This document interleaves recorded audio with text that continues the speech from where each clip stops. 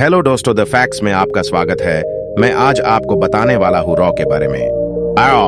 पूरी दुनिया मानती है देश की इस खुफिया एजेंसी का लोहा कई खतरनाक मिशन को सक्सेसफुली दिया अंजाम।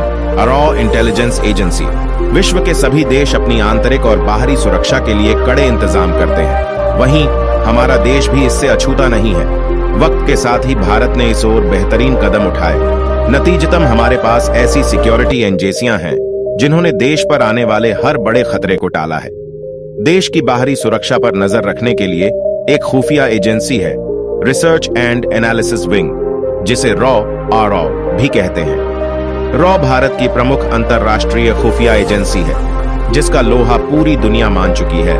रॉ के गठन का मकसद क्या था? दुश्मनों की गतिविधियों की जानकारी इकट्ठा कर सके, आपातकालीन परिस्थितियों में देश के हित में अहम फैसले ले सके और भारत सरकार को अपनी सुरक्षा मजबूत करने के लिए नवीनतम जानकारी हासिल हो सके। सीधे पीएम को जाती है रिपोर्ट। रॉ का नेतृत्व करने वाले निदेशक की नियुक्ति केंद्र सरकार के कार्मिक मंत्रालय द्वारा की जाती है, जो सीधे तौर पर प्रधानमंत्री को रिपोर्ट करते हैं। इस खुफिया एजेंसी में सेना, पुलिस और अन्य सिविल सेवाओं समेत केंद्र सरकार के कई विभागों के अधिकारी नियुक्त किए जाते हैं। ये है इस एजेंसी का मुख्य काम।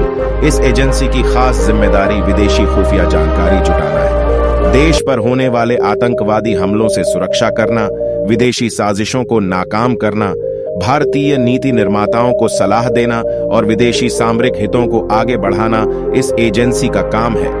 रॉ राष्ट्रीय सुरक्षा हितों की रक्षा के लिए खुफिया मिशन चलाती है, जिस पर देश के परमाणु कार्यक्रमों की सुरक्षा की भी जिम्मेदारियां हैं। रॉ का इतिहास। खुफिया agency research and analysis wing का गठन 21 सितंबर 1968 में हुआ था। इस समय तक इंटेलिजेंस ब्यूरो के पास ही देश की आंतरिक और बाहरी खुफिया जानकारी जुटाने की जिम्मेदारी थी।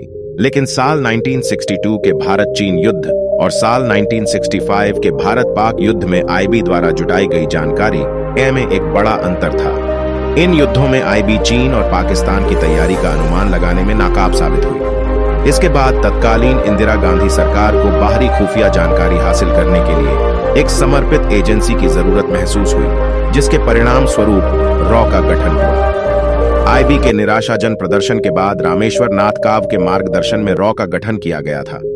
मजबूत सुरक्षा देने में निभाई अहम भूमिका रॉ अब तक विदेशों में कई महत्वपूर्ण ऑपरेशन को सफलतापूर्वक अंजाम दे चुका है। इसके अलावा कई जासूसी मिशन और खुफिया संचार नेटवर्क चला चुका है।